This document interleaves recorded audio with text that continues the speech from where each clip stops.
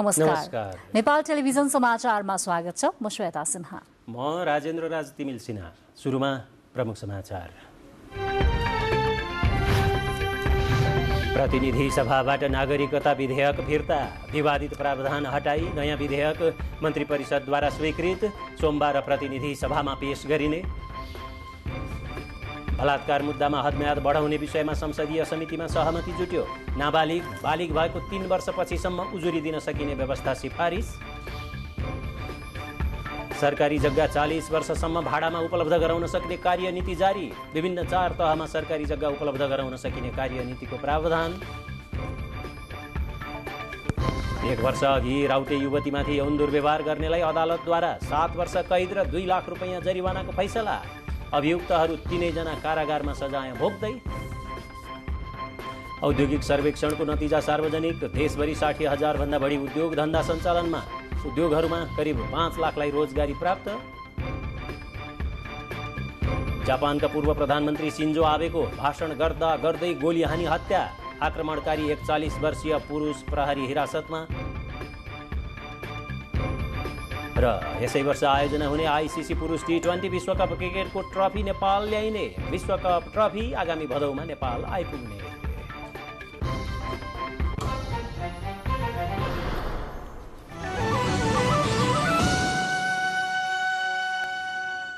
समाचार अब विस्तारमा। नेपाल सरकारले नागरिकता ऐन संशोधन गर्ने सम्बन्धी विधेयक संसद सचिवालयमा दर्ता गर्ने निर्णय गरेको छ। आज बेलुकी बसेको नेपाल सरकार मन्त्री परिषदको बैठकले विधेयक संसदमा दर्ता गर्ने निर्णय गरेको हो। नागरिकता सम्बन्धी नयाँ विधेयक आइतबार संसदमा दर्ता गर्ने र सोमबार प्रतिनिधि सभाको बैठकमा पेश गर्ने तयारी सरकारको छ। सबै नेपाली नागरिकले विवादरहित ढङ्गबाट नागरिकता पाउन् भन्ने उद्देश्यका साथ सरकारले प्रतिनिधि सभाको बैठकमा आजै पुरानो नागरिकता विधेयक फिर्ता गरेको थियो। नयाँ नागरिकता सम्बन्धी विधेयक संसदबाट सर्वसम्मतिले पारित हुने विश्वास सरकारले लिएको छ। त्यसैगरी बैठकले जापानका पूर्व प्रधानमन्त्री सिन्जो आबेको गोली प्रहार गरी भएको हत्या निन्दनीय कार्य भएको भन्दै घटनाको भर्त्सना गरेको छ। सरकारले आबेको निधनप्रति गहिरो दुःख प्रकट गर्दै जापान सरकार, जापानी जनता र स्वर्गीय आबेको परिवारजनप्रति हार्दिक समवेदना व्यक्त गरेको छ। साथै सरकारले स्वर्गीय आबेको सम्मानमा भोलि 25 गते शनिबार राष्ट्रिय शोक मनाउने निर्णय पनि गरेको छ। प्रतिनिधि सभाको आजको बैठकले नेपाल नागरिकता विधेयक 2075 पहिलो संशोधन विधेयक फिर्ता लिएको छ। गृहमन्त्री बालकृष्ण खाँडले पेश गर्नुभएको विधेयक फिर्ता लिने सम्बन्धी प्रस्तावलाई बैठकको बहुमतले स्वीकृत गरेको हो। विधेयक फिर्ता लिने प्रस्तावमाथिको छलफलमा उठेका विषयमाथि जवाफ दिँदै गृहमन्त्री खाँडले दलीय छलफल गरेर चाँडै नयाँ विधेयक ल्याएर पारित गराइने बताउनुभयो। उहाँले सबै नेपालीलाई नागरिकता प्रदान गर्नु राज्य र सरकारको साझा दायित्व भएकोले सार्थक प्रयत्नसहित चाँडै नयाँ विधेयक ल्याइने जानकारी दिनुभयो। विचाराधीन रहेको नेपाल नागरिकता पहिलो संशोधन विधेयक 2075 फिर्ता लिन नेपाल सरकार मन्त्री परिषदबाट मिति 2079 असार 21मा स्वीकृति प्राप्त भएको बेहोरा जानकारी गराउँछु। सभामुख महोदयको अनुमतिले प्रतिनिधि सभामा उत्पत्ति भई विचाराधीन रहेको उक्त विधेयक प्रतिनिधि सभा नियमावली 2075 को नियम 121 को उपनियम 3 बमोजिम फिर्ता लिने प्रस्ताव प्रस्तुत गर्दछु। धन्यवाद। उहाँले ऐनको अभावमा नागरिकता पाउन कुरिरहेका युवालाई नागरिकता दिनुपर्ने दायित्वलाई सरकारले पूरा गर्ने बताउनुभयो। बैठकमा प्रतिपक्षी दलका सांसदहरूले हालेको विधेयक फिर्ता लिने प्रस्तावको विरोधमा प्रस्तावहरू दर्ता गर्नुभएको थियो। ती सबै विरोधका प्रस्तावलाई प्रतिनिधि सभाको बैठकमा बहुमतले अस्वीकृत गरिएको थियो। प्रतिनिधि सभाको आजको बैठकमा नेपाल प्रहरी र प्रदेश प्रहरी कार्य सञ्चालन र सुपरिवेक्षणलाई संशोधन गर्न बनेको विधेयकमाथि सम्बन्धित समितिबाट भएको छलफल सहितको प्रतिवेदन प्रस्तुत गरिएको थियो। संसदको कानून न्याय तथा मानवाधिकार समितिले बलात्कार मुद्दाको हदम्याद बढाउने निर्णय गरेको छ। यौन हिंसा विरुद्धका केही ऐनलाई संशोधन गर्न बनेको विधेयक 2079 माथि छलफलमा सरकारवालाहरूले बलात्कार मुद्दामा हदम्याद वालिगको 1 वर्ष र नाबालिगको हकमा 2 वर्ष बढाउन सहमति जुटाएको हो।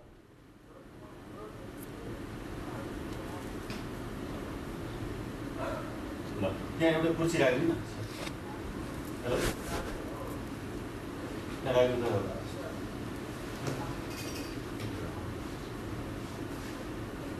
के भयो समस्या केही छ? म राख्छु आउनुहोस् कुन चाहिँ लिएर आउनुहोस्। दिजु नमस्ते।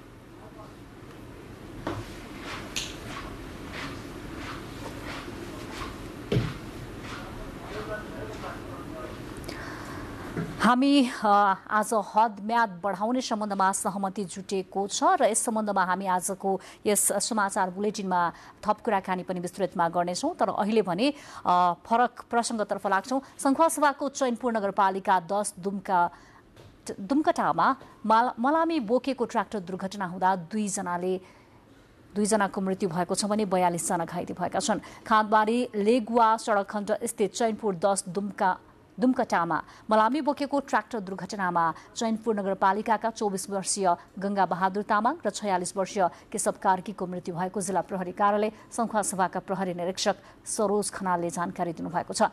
दुर्घटनापछि घाइते भएका तामाङ र कार्कीको मनोकामना सामुदायिक अस्पताल तुमलिङ टारमा उपचारको क्रममा मृत्यु भएको हो। घाइते मध्ये गम्भीर 6 जनालाई उपचारको लागि धरानस्थित बीपी कोइराला स्वास्थ्य विज्ञान प्रतिष्ठान लगिएको छ। यसैबीच गृहमन्त्री बालकृष्ण खाँडले दुर्घटनाका घाइतेको उपचारमा कुनै पनि कमी हुन नदिन सम्बद्ध अधिकारीहरूलाई निर्देशन दिनुभएको छ। समाचारहरू बाँकी नै छन्, एकैछिन विश्राम। विश्रामपछि समाचारमा स्वागत छ। संसदको कानुन न्याय तथा मानवाधिकार समितिले बलात्कार मुद्दाको हदम्याद बढाउने निर्णय गरेको छ। यौन हिंसा विरुद्धका केही ऐनलाई संशोधन गर्न बनेको विधेयक 2079 माथि छलफलमा सरोकारवालाहरूले बलात्कार मुद्दामा हदम्याद बालिगको 1 वर्ष र नाबालिगको हकमा 2 वर्ष बढाउन सहमति जुटाएको जनाइएको छ। बलात्कारमा परेका नाबालिगले बालिग भएको 3 वर्षपछि अर्थात् 21 वर्षको उमेर हुँदासम्म उजुरी गर्न पाउने गरी हदम्याद बढाउने सहमति संसद कानुन न्याय तथा मानवाधिकार समितिले सहमति जुटाएको छ। यस्तै बालिगको हकमा भने घटना भएको 2 वर्षभित्र उजुरी गर्नुपर्नेछ। थुनामा रहेको वा अपहरणमा रहेको अवस्थामा बलात्कारमा परेको भए थुनामुक्त वा अपहरणमुक्त भएको 2 वर्ष 3 महिनाभित्र उजुरी गरिसक्नुपर्ने व्यवस्था गरिएको छ। उनीहरूको हकमा 3 महिना औषधि उपचार गर्नका लागि समय दिएको हो। यसैगरी अपाङ्गता, ज्येष्ठ नागरिक र सुस्थ मनस्थिति भएका व्यक्तिले भने घटना भएको 3 वर्षभित्र उजुरी गरिसक्नुपर्ने व्यवस्था गरिएको छ। 2 वर्ष बनाऊ र यतापट्टि अरू हदम्यादको हकमा पनि 1 लाई 2 गरेर अहिले समाधानको एउटा बाटो गरौँ भन्ने चाहिँ मेरो प्रस्ताव छ। अब यसमा मान्य बालिग भएको 2 वर्ष 18 वर्ष पुगेको अरूको हकमा चाहिँ होलसोलमा 2 वर्ष गर्दाखेरि भोलि अन्तर्राष्ट्रिय फोरममा जाँदा पनि नेपाल अग्रगमनतर्फ अथवा प्रगतितर्फ गइरहेछ। त्यस्तै समितिले यौन हिंसामा परेकाहरूले पाउनुपर्ने क्षतिपूर्ति बढाउने र पीडितलाई राज्यकोषबाटै क्षतिपूर्ति दिने व्यवस्था गर्ने निर्णय गरेको छ। मुलुकी अपराध संहिता 2074 को दफा 19 मा कैद सजायसँगै जरिवाना समेत रहेकोमा भिन्न भिन्न कसुरको 1-1 लाख रुपैयाँ जरिवाना बढाउने निर्णय गरेको हो। समितिले विधेयकमा जुटाएको सहमति अनुसार अब यौन हिंसाका पीडकलाई गरिएको जरिवाना राज्यकोषमा जम्मा हुनेछ। प्रचलित व्यवस्था अनुसार पीडितलाई पीडकबाट नै क्षतिपूर्ति दिलाउने व्यवस्था छ। मानिस कसैले मिलापत्र गराए तर यो चाहिँ गम्भीर प्रकारको प्रकृतिको कसुर हो। पक्ष विपक्ष मध्येमा चाहिँ कसैले अथवा पीडित पक्षले चाहिँ यो गम्भीर कसुरको केस हो हैन, बलात्कारीको केस हो, मिलापत्र गराउनु हुँदैन थियो भने लायो भने अदालतमा जाने कुरा चाहिँ छुट दिनुपर्छ भन्ने लाग्छ। तर मिलापत्रै गराउन पाउँदैन, मिलापत्रै गराउने बित्तिकै अपराध हुन्छ भन्ने कुरा त बेठिक हुन्छ भन्ने लाग्छ। यो व्यवस्थाका कारण पीडितलाई थप पीडा हुने र अपहेलित महसुस हुने भन्दै सांसदहरूले पीडितलाई राज्य कोषबाट क्षतिपूर्ति दिन प्रस्ताव गरेका हुन्। क्यामेरामा प्रधुन मिश्रको साथमा मानवी बानिया, नेपाल टेलिभिजन, काठमाडौँ। यौन हिंसाका मुद्दामा उजुरी गर्ने हदम्याद राख्ने कि नराख्ने भन्ने लामो विवाद बहस आज संसदीय समितिमा लगभग टुङ्गिएको देखिएको छ। सहमति जुटेको भन्ने हामीले भर्खरै एउटा कथा हेऱ्यौँ। वास्तवमा समाजमा मान्छे जति धनी हुँदै गयो, जति पढ्दै गयो, पद पाउँदै गयो, त्यति यौन पिपासु हुने, चिचिला पनि देख्न नसक्ने यस्तो किसिमको गम्भीर अवस्था उत्पन्न भएपछि यो विषय संसदमा प्रवेश गरेको हो र कानुन संशोधन गर्नु परेको हो। यस विषयमा प्रतिनिधि सभा सदस्य डाक्टर बिन्दा पाण्डेले यो हदम्याद यसरी सीमित गर्न हुँदैन र अपराधीहरूलाई कारबाही गर्नुपर्छ भनेर आवाज उठाउँदै आउनुभएको थियो र आजको यो समितिको निर्णयबारे तपाईँको प्रतिक्रिया के छ त भनेर सोध्न उहाँलाई हामीले आमन्त्रण गरेकोमा उहाँ नेपाल टेलिभिजनको स्टुडियोमै आइदिनु भएको छ। डाक्टर पाण्डे, यहाँलाई स्वागत छ। र के यो संसदीय समितिले जुन निर्णय गर्यो नि 2 वर्ष 3 वर्ष 21 वर्षभित्र यो के सही हो, तपाईँलाई ठिक लाग्छ? यो चाहिँ कस्तो भन्दाखेरि हामीले राजनैतिक प्रणाली चाहिँ पटक पटक आन्दोलन गरेर परिवर्तन गऱ्यौँ, तर हाम्रो निर्णय तहमा बस्ने जो राजनैतिक नेताहरू हुनुहुन्छ उहाँहरूको मानसिकता र सोच्ने तरिकालाई चाहिँ त्यो परम्परागत सोचबाट हामीले मुक्त गर्न सकेनौँ र उहाँहरूको सोचलाई जसरी हामीले प्रणालीको हिसाबले लोकतान्त्रिक गणतन्त्र ल्यायौँ त्यो नीति निर्माता अहिले पनि हाम्रो नीति निर्माता तहमा बा काका र दाइहरू हुनुहुन्छ, उहाँहरूको दिमागलाई, उहाँहरूको सोचलाई र उहाँहरूको प्रवृत्तिलाई परिवर्तन गर्न सकिएको रहेनछ भन्ने यो एउटा प्रमाण भन्ने लाग्छ मलाई चाहिँ। बा काका र दाइ मात्रै हो कि दिदी बहिनी पनि हुनुहुन्छ? बहिनी हुनु होला तपाईँ अब आफूलाई त्यसो भन्न सक्नुहुन्छ? नीति निर्माण गर्ने र अन्तिम निर्णय गर्ने ठाउँमा चाहिँ नि दिदी बहिनीहरू पनि हुनुहुन्छ, त्यसमा अब यो हदम्याद राख्नुपर्छ भन्ने पक्षमा पनि केही हुनुहुन्छ, तर अन्तिम निर्णय गर्ने ठाउँमा चाहिँ अझै पनि आमा र दिदी बहिनीहरू पुग्नु भएको छैन। त्यसो भए तपाईँको असहमति हुँदाहुँदै यो संसदीय समितिको आजको निर्णय आएको हो? होइन, म त त्यसमा संशोधनकर्ता हो, म त्यो समितिको सदस्य होइन, तर त्यही समितिमा रहनुभएका जो हाम्रा आमा बहिनीहरू हुनुहुन्थ्यो उहाँहरूले कम्तीमा पनि निर्णय गर्ने भने हामीलाई हाम्रो असहमति राख्न दिनुहोस् भन्दाखेरिमा पनि असहमति यो चाहिँ नलेखौँ, किन भन्दा यो पार्टीको निर्णय भन्ने हिसाबले चाहिँ कुरा भयो भन्ने मैले पछि सुने। यदि त्यस्तो हो भने यो चाहिँ समितिको बैठकमा आजका मितिसम्म पार्टीको हुइप लागेको मलाई थाहा छैन। भनेको हुइप लगाएर गरेको निर्णय हो यो? मैले त्यस्तो सुनेको छु।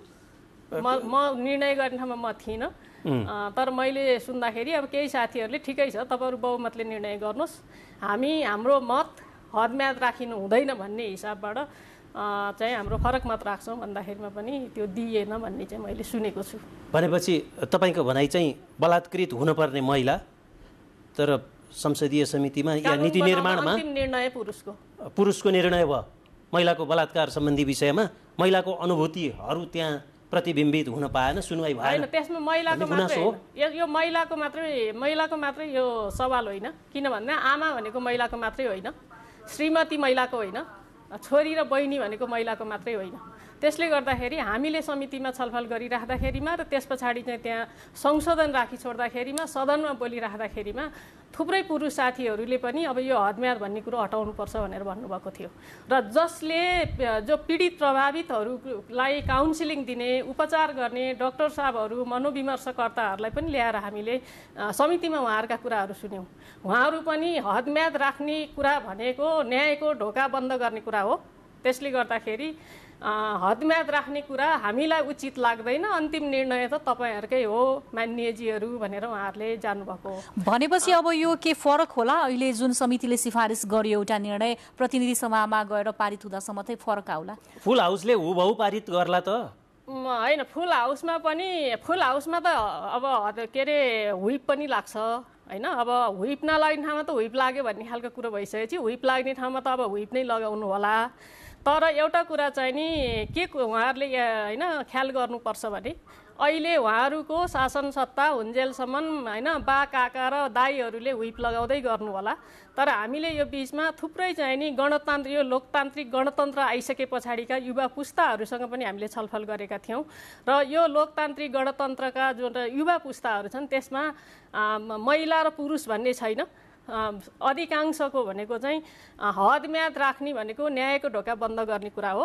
त्यसले गर्दाखेरि हामी हिजो जो चाहिँ आज निर्णय गर्ने ठाउँमा 35 दिनको हदम्याद नै काफी छ भन्ने पुस्ता अहिले निर्णय गर्ने ठाउँमा छ। भनेपछि सर्वोच्च अदालतको निर्देशन, त्यस पछाडि चाहिँ नि युएनको मानव अधिकार परिषदको सदस्य भएर बसेको, सिडा कमिटीको सदस्य भएर बसेको स्थितिमा त्यहाँ गएर हामीले 2022मा आउँदाखेरिमा हदम्याद हटाएर आऊ भन्दाखेरि हुन्छ भनेर प्रतिबद्धता जाहेर गरेर आएको अहिलेको चाहिँ नि यो सरकारले फेरि पनि त्यो युएनमा प्रतिवेदन लिएर जानुको 4 महिना अगाडि यो खालको चाहिँ निर्णय गरिरहेको छ। भनेपछि ग्राउन्ड रियालिटी एउटा छ, निर्णय अर्को भयो। अब जस्तो यसले कस्तो असर गर्छ?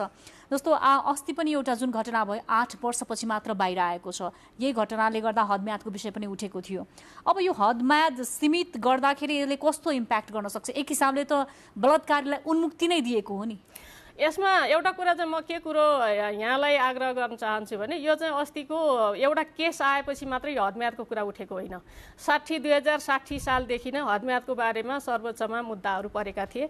त्यसपछि पटक पटक हदम्याद चाहिँ नि बढाऊ भन्ने हिसाबबाट होइन यसको बारेमा पुनर्विचार गर भन्ने हिसाबले सर्वोच्चले पटक पटक चाहिँ निर्देशनहरू दिएको छ। र त्यस पछाडि यो सिडा कमिटी होइन त्यस पछाडि यो मानव अधिकार परिषदमा युएनमा गएर त्यहाँ प्रतिवेदन पेश गरिराख्दाखेरिमा पनि यो हदम्याद हटाऊ भन्ने खालको चाहिँ कुरामा त्यहाँ पनि चाहिँ प्रतिबद्धता जाहेर गरेर आएको छ। त्यसले गर्दाखेरि अस्तिको एउटा घटनाले त यसलाई चाहिँ नि अलिकति बढी बल दिएको मात्रै हो। त्यो घटना 8 वर्षपछि आएको छ। त्यस पछाडि काठमाडौँमा चाहिँ नि टाई खोलेर चाहिँ सडकमा फालेर चाहिँ नि हाम्रा चाहिँ होइन छोराछोरीहरूले आन्दोलन गरेका छन्, त्यो पनि चाहिँ धेरै अगाडिदेखिको घटना हो। त्यसपछि जोरपाटीको घटना त्यस्तै गरी चाहिँ धेरै पहिलादेखिको घटना आएको छ। अस्तिमा हेटौँडा जाँदाखेरि बताउँदै हुनुहुन्थ्यो एउटा स्कुलमा चाहिँ एकजना टिचरले 40-50 जना विद्यार्थीहरूलाई चाहिँ नि दुरुत्साहन गरेका खालका घटनाहरू, यो घटनाहरू त कम्तीमा पनि अब हामीले बोल्नुपर्छ भनेर नयाँ पुस्ता जसरी न्यायको ढोका बन्द गर्ने हिसाबले चाहिँ यो जुन खालको आज होइन सहमति गर्यो भनेर भनिएको छ। मेरो चाहिँ अब पनि यो प्रतिनिधि सभामा त यसमा धेरै छलफल हुन्छ, परिवर्तन हुन्छ जस्तो मलाई लाग्दैन। तर यो राष्ट्रिय सभामा जान्छ। राष्ट्रिय सभामा अस्ति भर्खरै सङ्कल्प प्रस्ताव पारित भएको छ र त्यो सङ्कल्प प्रस्तावमा कम्तीमा पनि नाबालिगहरूको केसमा हदम्याद हटाउने र अरूको बारेमा पुनर्विचार गर्ने भन्ने चाहिँ त्यो सङ्कल्प प्रस्ताव पारित भएको छ। त्यो 1 महिना पनि भएको छैन। त्यो सङ्कल्प प्रस्ताव पारित गरिरहेको राष्ट्रिय सभाले यसको बारेमा के गर्छ भनेर हामी अब त्यो हेर्ने स्थिति चाहिँ छौँ अहिले। हस्, यहाँले विशेष समय दिएर यहाँ आइदिनु भयो र आफ्नो कुराहरू राखिदिनु भयो, त्यसको लागि धेरै धेरै धन्यवाद। हस्, यो एकदमै धेरै चाहिँ गम्भीर विषयमा यहाँहरूले जसरी चाहिँ यो कुराहरू राख्ने अवसर दिनुभयो यसको लागि एनटिभीलाई पनि धेरै धेरै धन्यवाद। हस्, धन्यवाद। दर्शकवृन्द, अहिले हामी कुरा गर्दैथ्यौँ प्रत्यक्ष रूपमा प्रतिनिधि सभाको एउटा संक्षिप्त रूपमा मानवाधिकार समिति भनौँ न, त्यो समितिले बलात्कार यौन हिंसा सम्बन्धी उजुरीको हदम्याद 2 वर्ष, 3 वर्ष र उमेरका हिसाबले 21 वर्ष भन्ने जुन राख्यो त्यसबारेमा प्रतिनिधि सभामा त्यो विधेयकमा संशोधन प्रस्ताव राख्ने एकजना सदस्य डाक्टर बिन्दा पाण्डेसँग हामी कुरा गर्दैथ्यौँ। अब बाँकी समाचार। प्रधानमन्त्री शेरबहादुर देउवाले त्रिभुवन विश्वविद्यालयलाई आधुनिक सुविधा सम्पन्न शैक्षिक संस्थाका रूपमा विकास गर्दै लैजाने प्रतिबद्धता व्यक्त गर्नुभएको छ।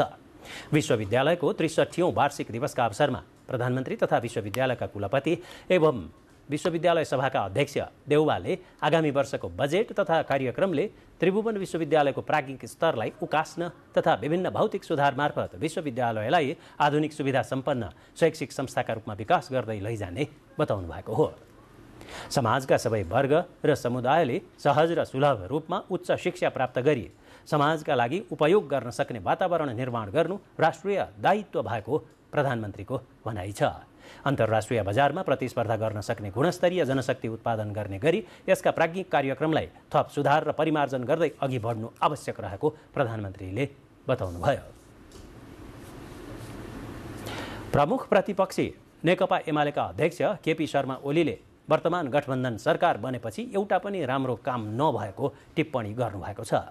छविलाल कार्कीको स्मृतिमा 12औं स्मृति दिवसका अवसरमा काठमाडौँमा आयोजित कार्यक्रममा अध्यक्ष ओलीले सरकारले जनताका पक्षमा काम गर्न नसकेको आरोप लगाउनु भएको हो।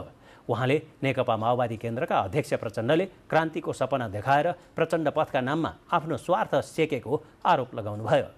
अर्को प्रसङ्गमा अध्यक्ष ओलीले जनआन्दोलनको अन्तिम दिन वैशाख 11 मा पूर्व राजा ज्ञानेन्द्र शाहले गरेको सम्बोधनको ड्राफ्ट आफूले तयार गरेको दाबी समेत गर्नुभयो। सर्टकट बाटोबाट सत्तामा पुग्ने, अस्थिरता नेपालमा सिर्जना गरिदिने, देशको होइन अरूको भलाइ गर्ने के उद्देश्य थिए ती उनीहरू भन्न सक्दैन। तर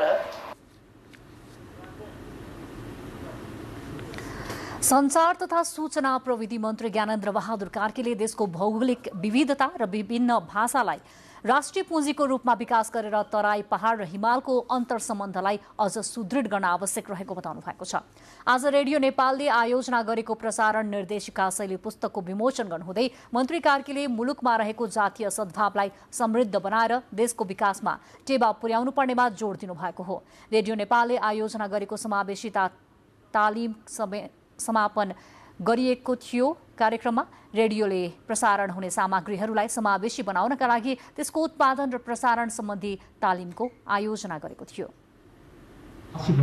यति सानो देशमा खबै देश छ र यसलाई हामीले हाम्रो राष्ट्रिय पुँजीको रूपमा विकास गरेर हाम्रो मधेस, पहाड, हिमालको बीचमा जुन अन्तर्सम्बन्ध छ त्यो अन्तर्सम्बन्धलाई अझ सुदृढ गरेर मुलुकलाई अब चाँडै विकास गर्ने बाटोमा लिएर जानुपर्दछ।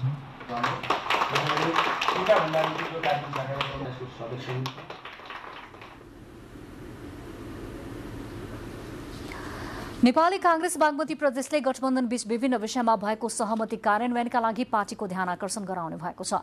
पार्टी कार्यालय सानेपामा बसेको बैठकले स्थानीय तहको निर्वाचनको समीक्षा गर्दै गठबन्धन बीच भएको सहमति कार्यान्वयनका लागि पार्टीको केन्द्रीय समिति बैठकलाई जानकारी गराउने सभापति इन्द्र बानियाले जानकारी दिनुभएको छ।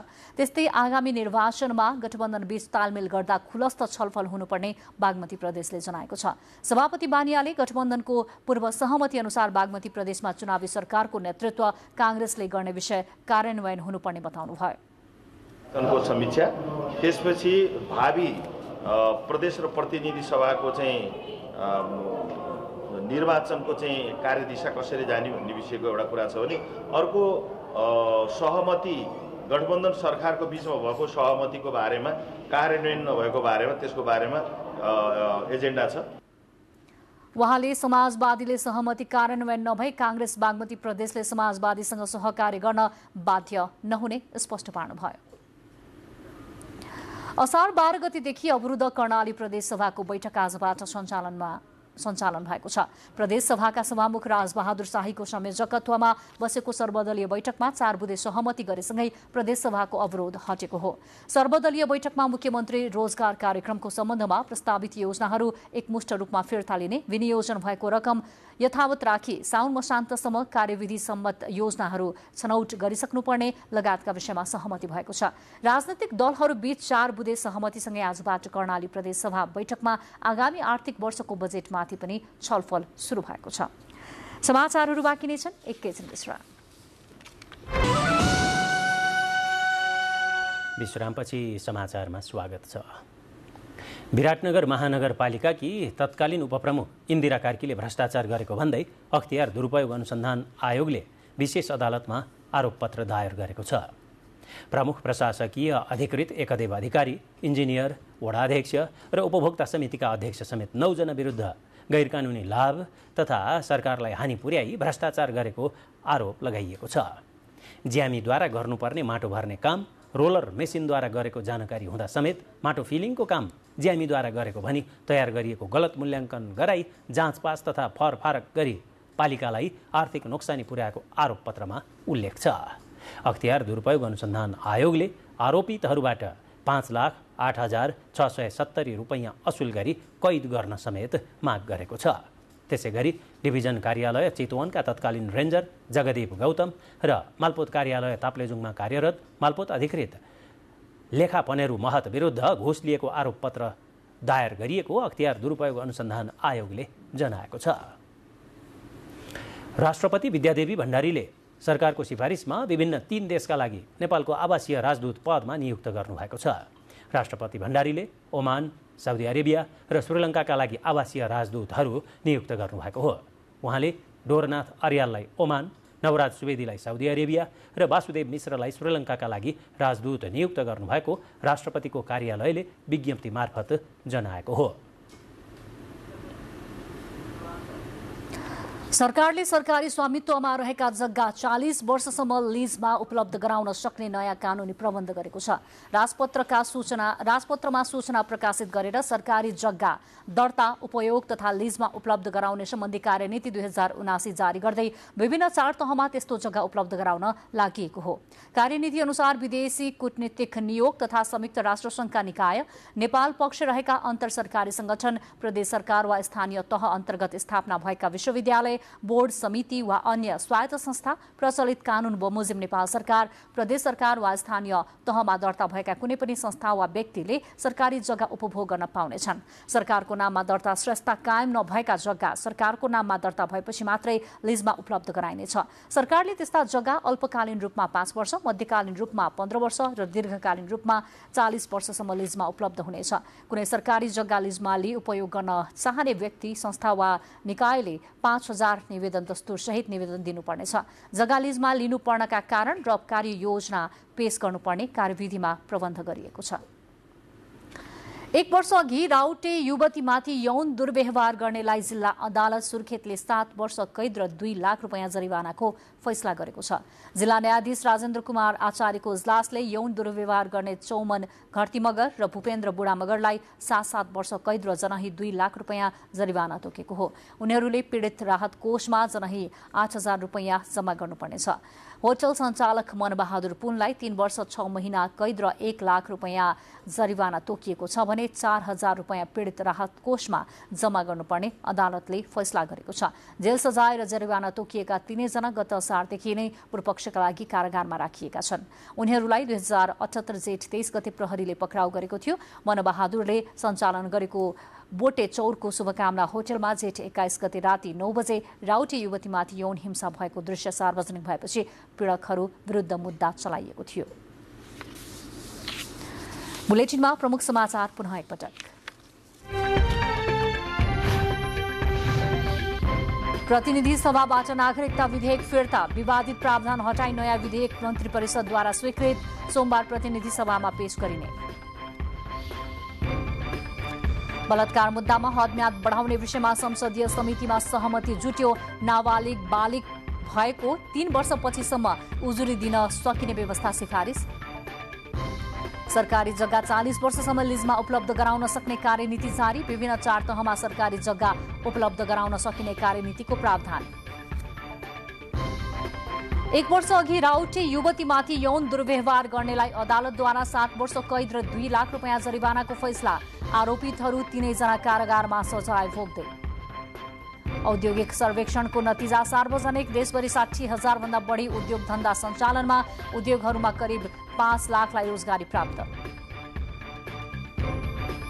जापानका पूर्व प्रधानमन्त्री सिन्जो आबेको भाषण गर्दा गर्दै गोली हानी हत्या, आक्रमणकारी 41 वर्षीय पुरुष प्रहरी हिरासतमा। र यसै वर्ष आयोजना हुने आइसिसी पुरुष T20 विश्वकप क्रिकेटको ट्रफी नेपालमा ल्याइने, विश्वकप ट्रफी आगामी भदौमा नेपाल आइपुग्ने।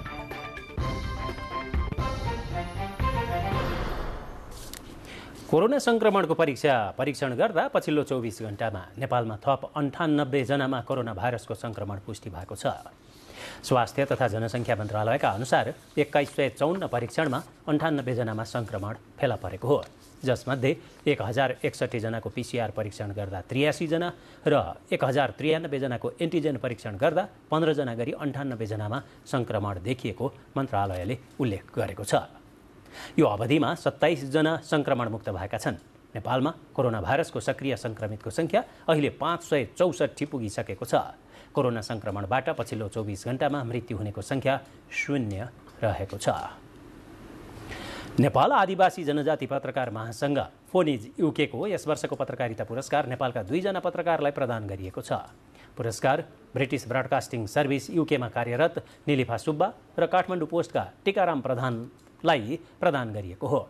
आदिवासी जनजाति आयोगका अध्यक्ष रामबहादुर थापा मगरले पुरस्कार प्रदान गर्नुभयो। दुवै पुरस्कारको राशि जनही 20-20 हजार रुपैयाँ र प्रमाणपत्र छ। फोनिजले आयोजना गरेको कार्यक्रममा आयोगका अध्यक्ष थापा मगर, जनजाति महासङ्घका अध्यक्ष गेल्जे शेर्पा, फोनिज युकेका सल्लाहकार विश्वास निगेला र फोनिजका अध्यक्ष गजुरधन राईले सबै क्षेत्रको सशक्तिकरणका लागि समावेशी सञ्चार नीति आवश्यक हुनेमा जोड दिनुभयो।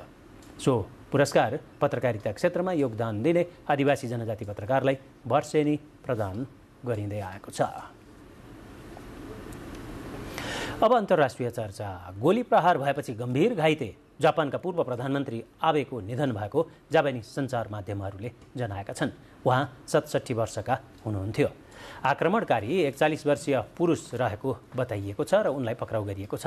ती व्यक्ति भूतपूर्व जलसैनिक भएको जनाइएको छ। जापानको पश्चिमी सहर नारामा आयोजित एउटा राजनीतिक कार्यक्रममा सहभागी भएका बेला आबेमाथि गोली प्रहार भएको थियो। भाषण गरिरहेका सिन्जो आबेलाई 2 पटक गोली हानिएको थियो। छाती र गर्दनमा उहाँलाई प्रहार गरिएको थियो। यसअघि टोकियोका पूर्व गभर्नर योइची मासुजोईले ट्विट गर्दै आबे मुटु र श्वास प्रश्वास नचलेको अवस्थामा रहेको बताउनु भएको थियो। आबेलाई आक्रमण गर्ने व्यक्तिलाई हिरासतमा लिएर थप अनुसन्धान भइरहेको बताइएको छ। जापानमा हाते बन्दुक प्रतिबन्धित छ। त्यहाँ यस प्रकारको घटनालाई एकदमै दुर्लभ मानिन्छ। सामाजिक सञ्जालमा प्रेषित भिडियोहरूमा एउटा सडकको बीचमा स्वास्थ्यकर्मीहरू आबे वरिपरि बसेको देखिएको थियो। आबेलाई अस्पताल लगिएको थियो। उपचारका क्रममा उहाँको मृत्यु भएको जनाइएको छ। बाँकी समाचार एकैछिनमा।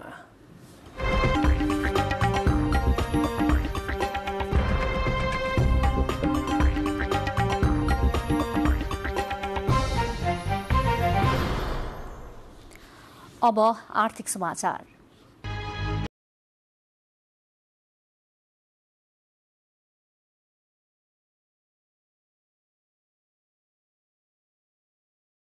देशभरि सञ्चालनमा रहेका उद्योग धन्दाहरूको संख्या 60,000 नाघेको छ।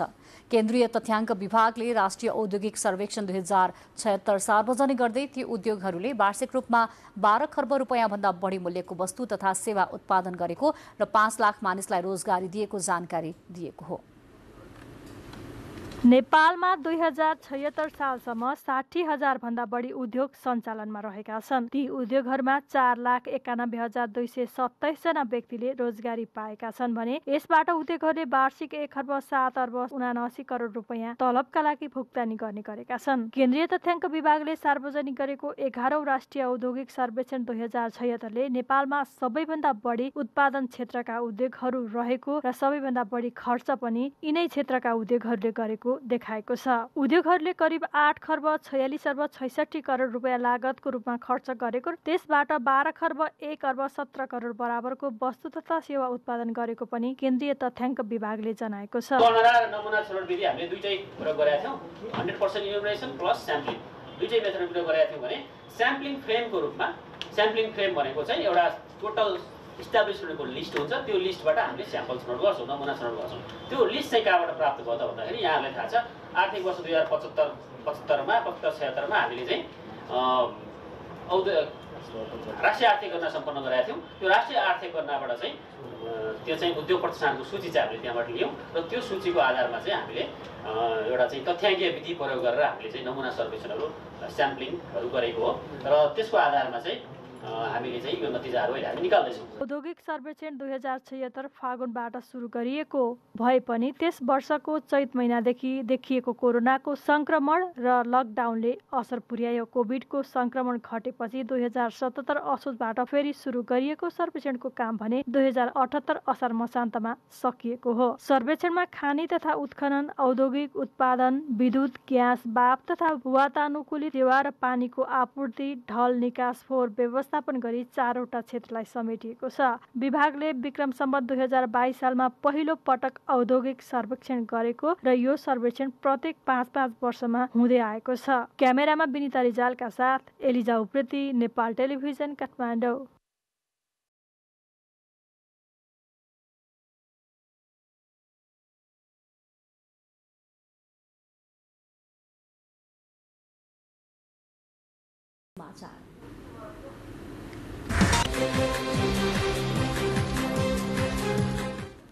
अस्ट्रेलियामा यसै वर्ष आयोजना हुने आईसीसी पुरुष T20 विश्वकप क्रिकेटको ट्रफी नेपाल ल्याइनु भएको छ।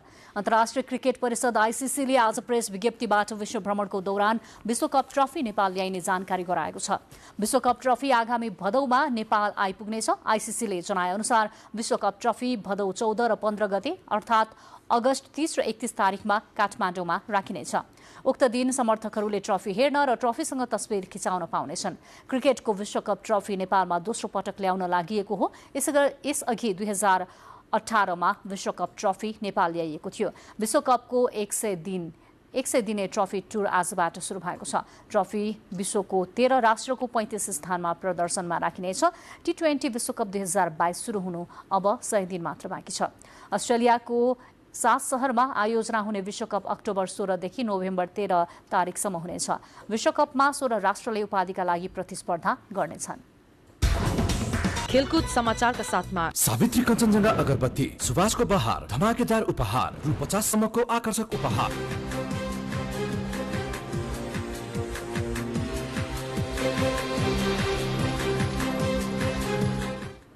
अब मौसम।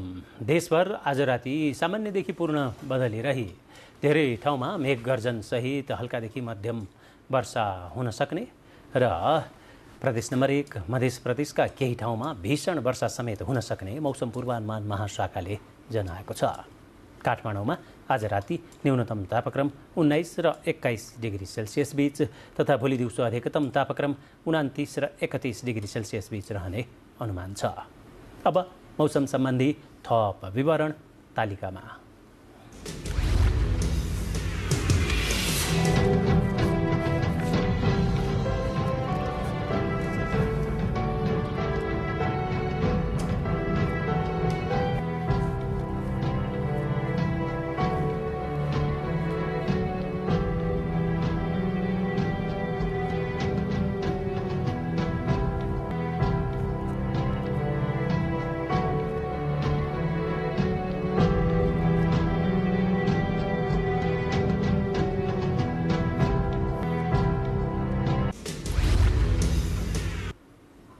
समाचार बुलेटिनको अन्त्यमा प्रमुख समाचार फेरि एकपटक।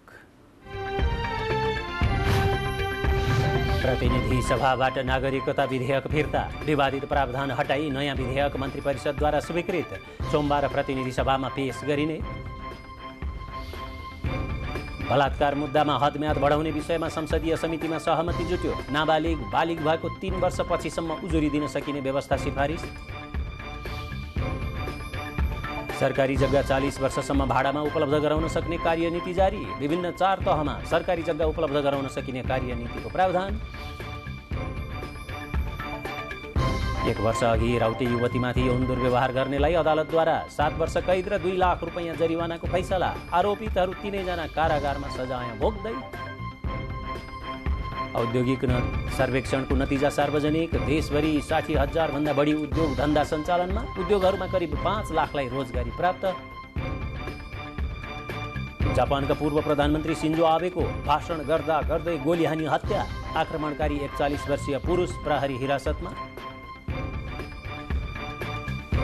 र यसै वर्ष आयोजना हुने आईसीसी पुरुष T20 विश्वकप क्रिकेटको ट्रफी नेपालमा ल्याइने, विश्वकप ट्रफी आगामी भदौमा नेपाल आइपुग्ने।